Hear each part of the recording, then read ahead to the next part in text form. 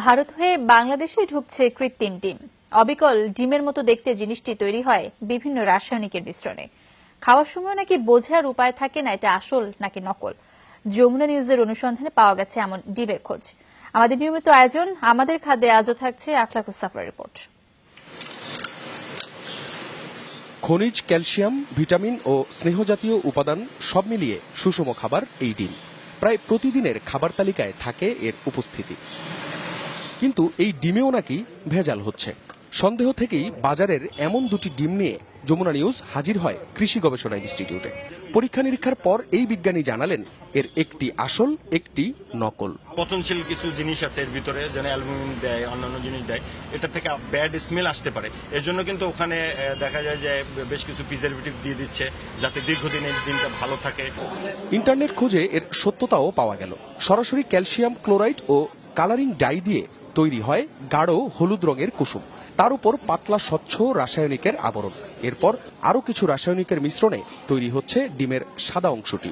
ডিমের মধ্যে যে একটা আবরণ থাকে, এই আবরণটাও থাকে এবং তারপরে ক্যালসিয়াম কার্বনেট থেকে এই উপরের এই আস্তরণটা দেয়া হয়, তারপরে উপরে কালার করা হয়। ইভেন এমন করা হয় যে রং করে যে ওর সাথে মুরগির যে মাঝে মধ্যে রক্ত লেগে থাকে বা ময়লা লেগে থাকে সেটাও আসলে ওরা ইম্পোজ করে দেয় আর্টিফিশিয়ালি। এটা নিশ্চয়ই শরীরের জন্য ক্ষতিকর।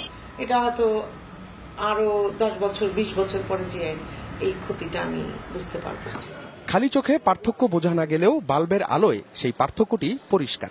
ভেতরটা ঘন কালো আর খোলসটা তুলনামূলক নাজুক। ডিমের পাইকারি বাজারে অনুসন্ধান চালিয়ে পাওয়া গেল সীমান্ত দিয়ে এ ডিম আনা একজনকে। অর্ডার দিয়ে আসে, কেউ ধরে না, কিছু বলে না। আমাদের ওই জায়গায় লোকজন আসে, তো ওস্তাদ আছে, তারপর আরো অনেক লোকজন আছে, তারা পাঠাই দেয়, তারাই সবকিছু মিল করে। 2004 সালে চীনে বিভিন্ন রাসায়নিক দিয়ে প্রথম কৃত্রিম ডিম তৈরি হয়। পরে অবশ্য বিভিন্ন চাপের মুখে তা বন্ধ ছিল। এখন আবার ভারত হয়ে তা প্রবেশ করছে বাংলাদেশে। তবে আসার কথা হলো এর ব্যাপকতা এখনো এতটা বেশি নয়। তাই পরামর্শ হচ্ছে শুরুতেই যাতে এর আগমনটা বন্ধ করে দেয়া যায়, এজন্য সচেষ্ট হতে হবে কর্তৃপক্ষকে। অন্যদিকে স্বাভাবিক ডিমও কি নিরাপদ? মুরগিকে যে হারে অ্যান্টিবায়োটিক আর স্টেরয়েড খাওয়ানো হচ্ছে তা ঢুকে যাচ্ছে ডিমের মধ্যেও। হালকা ডিম বড় হওয়ার জন্য হালকা মিথুরিন দিলাম, এই এখন মিক্স করলাম, এখন এই খাবারটা খাবার।